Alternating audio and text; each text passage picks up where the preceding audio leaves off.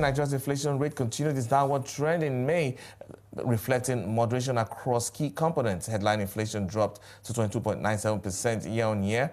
However, analysts believe sustained increase in energy price and food inflation may reverse the gains. Tilewa Adebajo, the CEO of CFG Advisory, joins me now for the conversation. Thank you so much for your time today on the show. And let me get your take on the inflation trajectory in Nigeria. And do you think Nigeria will continue to sustain this slowdown?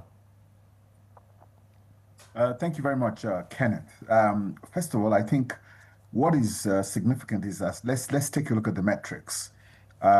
Inflation was recently rebased, but unfortunately, the GDP has not been rebased, and we do not know the GDP numbers.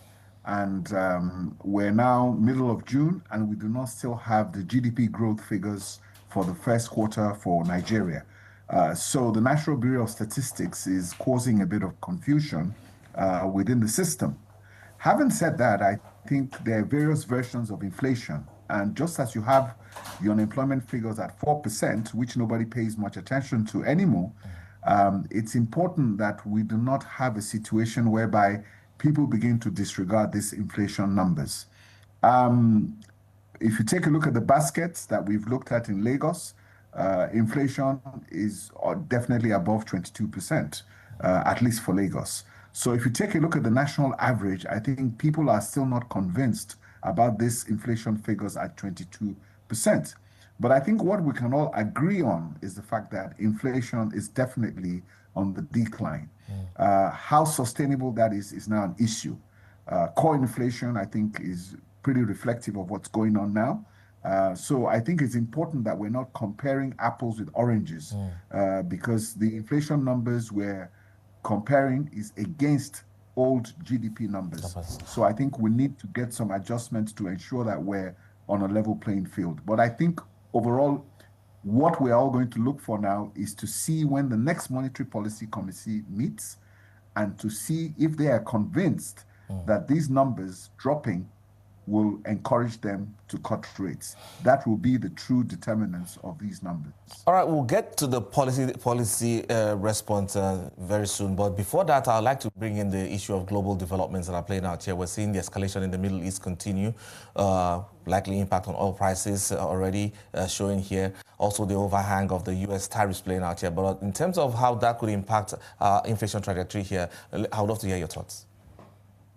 Well, I think fortunately for Nigeria, I think the crisis in the Middle East right now with Israel and Iran, I think is in our favor, because if oil prices increases, I think with Nigeria's trajectory of increase in oil production, it's only going to favor us in terms of revenues coming to government. So I think we're going to be much of a beneficiary for that. As you know, the tariffs have not really impacted Nigeria negatively or adversely in any way. Because our largest trading partner anyway is China, $25 billion worth of imports from China yearly, and very, very minimal imports from the United States. It's not really impact us significantly. So all in all, I think this situation would help boost Nigeria's revenues and, of course, increase its bottom line, improve the reserve levels, and, of course, increase the supply of foreign exchange into the markets. So overall, I think the crisis in the Middle East will yield positive results for Nigeria's bottom line. Yeah, but still trying to understand the dynamics a bit better, especially looking at the food inflation basket here. You were alluding earlier to the base effect, and I would love you to probably expand on that now. Thank you very much. There's been a lot of contradiction with these issues of food inflation. While food inflation, the acceleration of food inflation has reduced significantly, I think food inflation remains consistently high. We're beginning to see in terms of PMS, PMS petrol prices, I think even go lower than what was initially thought.